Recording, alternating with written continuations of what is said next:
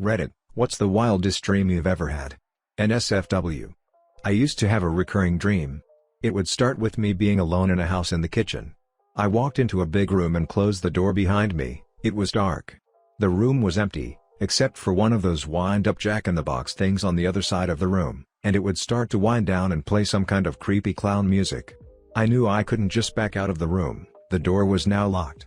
But there was a door on the other side by the jack-in-the-box. I also knew I had to get out before it went off. So, I ran for the door on the other side of the room. I made it before the jack-in-the-box went off. Beyond the door was a hallway. There's a door that goes to the bathroom, and the hallway continues to wrap around the corner. I know something bad is coming from around the corner, so I hide in the bathroom. The door is closed, but I still see these child-sized mechanical toy things march down the hall and towards the dark room. Once they pass, I know it's safe to leave. I go back down the hall, through the dark room which is no longer a danger. I know the door is unlocked now, and I go back to the kitchen. Then a group of friends comes in from outside. They were done roasting marshmallows over a campfire. I feel safe again, and the dream ends. This dream always happened exactly the same way, feelings and all. It was like I kept having it for the first time, only upon waking up did I realize I'd had it again. And I always woke up after the dream ended, as far as I know. In this dream I was suddenly on my grandparents' farm and I could tell I was about 10 to 20 years older than I am right now.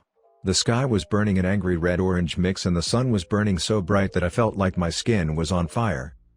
I saw dozens of people running around, screaming, trying to find loved ones, and just general panic. I realized that everyone was panicking BC we were all being burned alive by the sun. I was wandering around, feeling like I was looking for someone I loved but I didn't know who that was. A random man was running and he stabbed me in the gut. He was crying and just stammering that he didn't know what to do. What should any of us do? I woke up then with my eyes literally hurting and I felt like my gut was on fire. Took weeks if not months to not still feel that when I thought about it.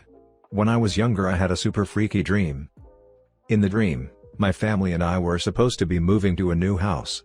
We arrived at the new place to take a look around. The previous owner's furniture was still in there, mostly boxed up and ready to go. I decided to go upstairs and found a corridor behind a panel in the wall. The corridor was kind of dusty and cobwebbed, and there was a door at the end of it. I opened the door into a room that was almost an exact copy of the room I shared with my older sister in my real home, save for a few extra bits. There was a vanity table, one of those built-in ones with cupboards surrounding it and a big mirror at the back. And on the table was a small TV with built-in VCR that was on but playing static. Stuck all around the mirror were photos from my childhood, birthday parties, first day at school, etc., and in every one there was another person next to me but their faces was scratched out. The TV suddenly started playing a VHS tape, a family video of my 6th birthday party, except that other person was there again. But the face was blurred out. There were other copies of things around the room I had as a kid or drawings I remember doing but they all had a different name on them. Dream me got creeped out and left the room and walked back downstairs to join my family as they were leaving the house. I turned back and glanced up the stairs to see someone who looked exactly like me peeking around the top of the stairs, looking straight back at me. Absolutely freaked me out and I told my mom about it when I woke up. She seemed fairly nonplussed and chose to respond by saying, "Well, you were a twin, but I miscarried, maybe they were saying hello." One early morning I woke up from a nightmare and went out to the kitchen to get some coffee. My dad was also in there, about an hour earlier than he was usually up. I told him about this dream I had where I saw this giant scorpion crawling on the ceiling of an all-white room above me and I couldn't move until the scorpion started falling on my face when I woke up. He says, "Was it brown and really hairy?" I was like, yeah. How did you know?" And he's like, "I just had the exact same dream." To this day, neither one of us can explain it. We had a number of other weird coincidences happen when I was a toddler too, but that one was a special brand of weird.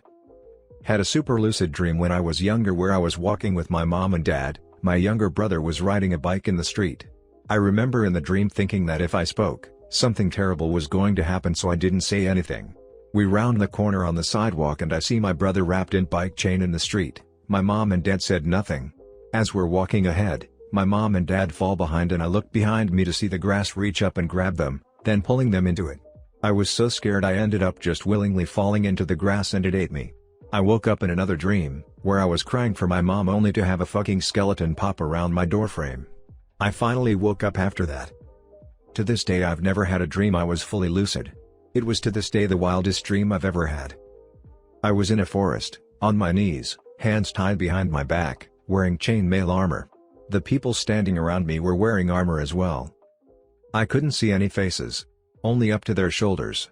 Some inaudible talking as I was looking around trying to figure out what was happening. See shiny metal come towards my neck. It was warm.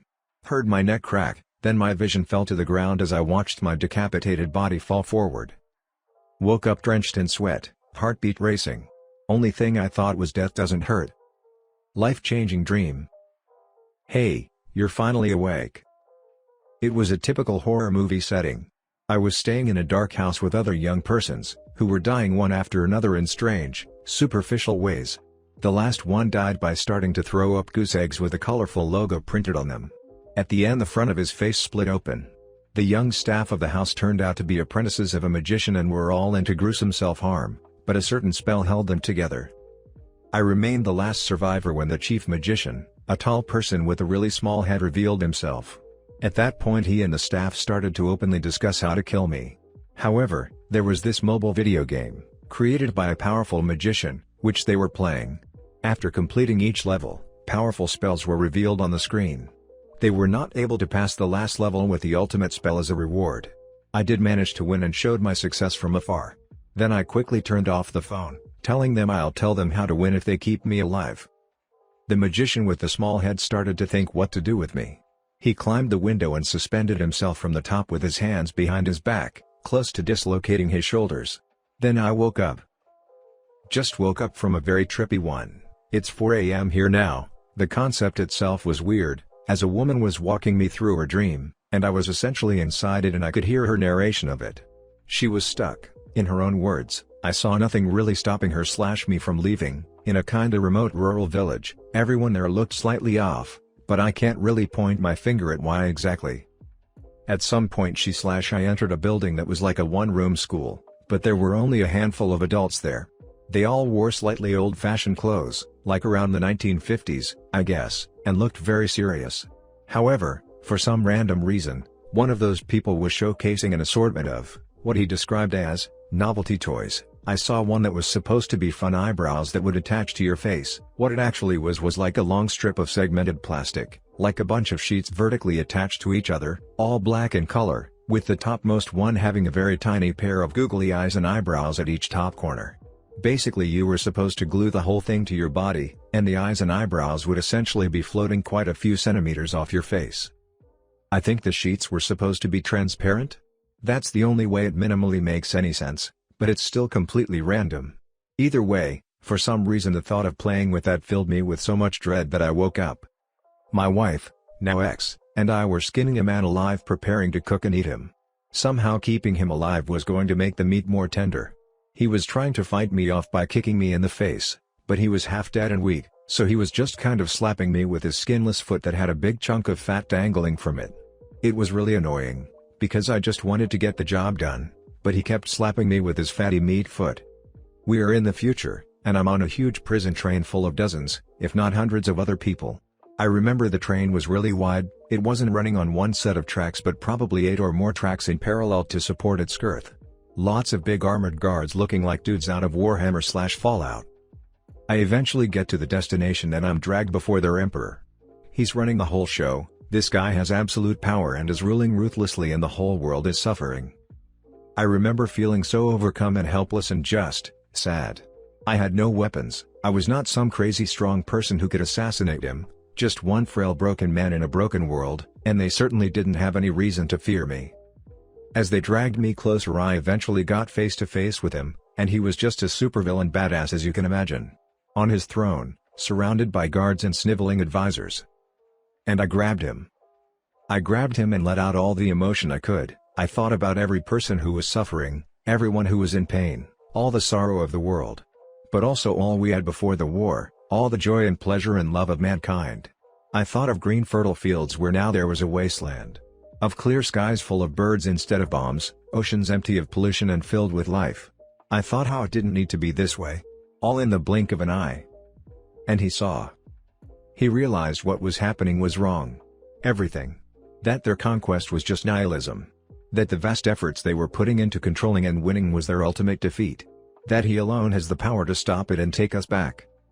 And then I woke up.